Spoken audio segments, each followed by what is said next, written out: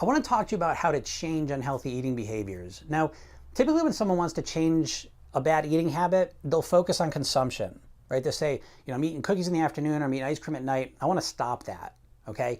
But we need to understand there's two other phases that are really important to understand. It's going to make it a lot easier for you to stop that behavior for good. So the first one's the anticipation.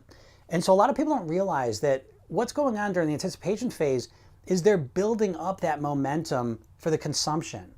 Okay, so just as an example, maybe someone, it's the afternoon, they're in the middle of work and they're stressed and they're tired, and in their mind they start imagining how it's going to be to get home, sit on the sofa and eat, right? So by anticipating that for a couple hours, they're building up the motivation to consume the food.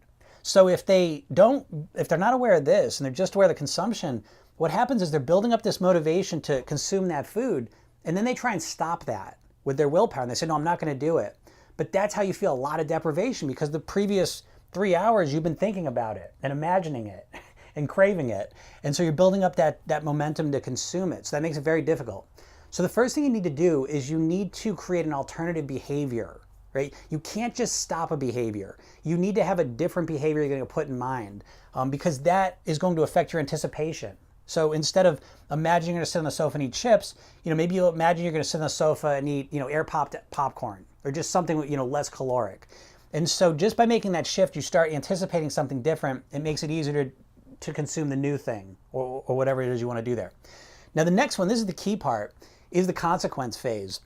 And this is important because the consequence phase of your eating habits and behaviors is the longest one. And there are physical, mental, and emotional consequences to that eating behavior. And so what we want to do is if you have a unhealthy eating behavior, I'm just going to use the example of snacking at night.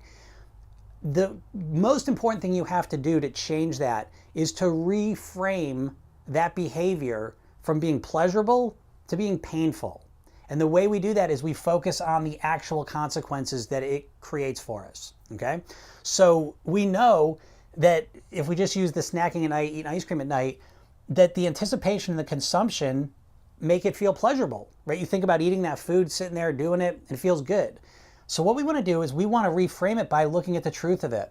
So there's the physical consequence, right? Now, here's the trick. The problem with this phase is that sometimes physically, it takes a while to get that consequence, right? You could eat a pint of ice cream tonight and you'd weigh yourself tomorrow morning, you'd be the same weight, right? It takes a while for that weight to show up, okay? So sometimes focusing on the physical consequence isn't going to be as powerful.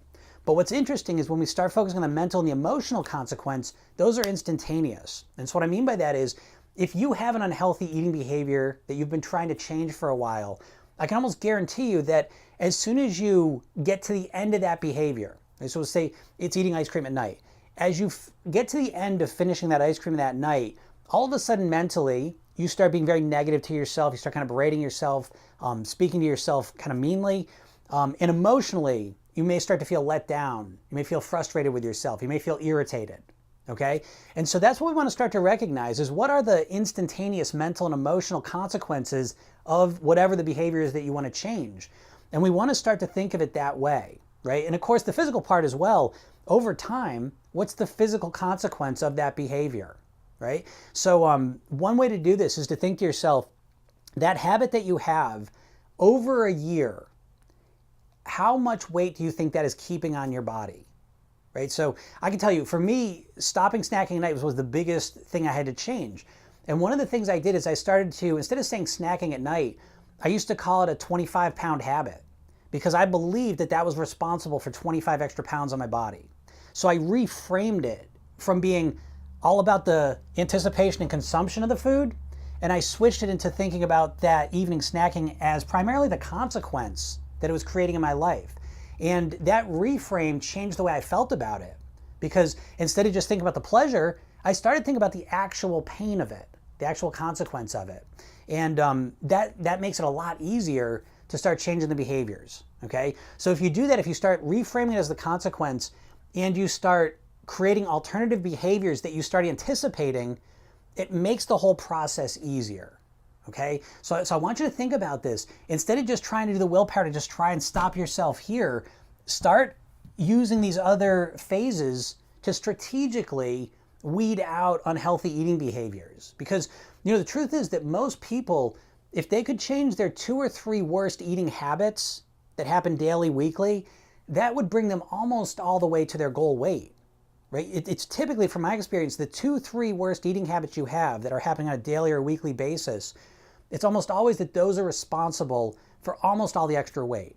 And at the very least, it creates a real firm foundation for you to build your weight mastery upon, okay? So take some time, think about this, and I'll see you in the next video.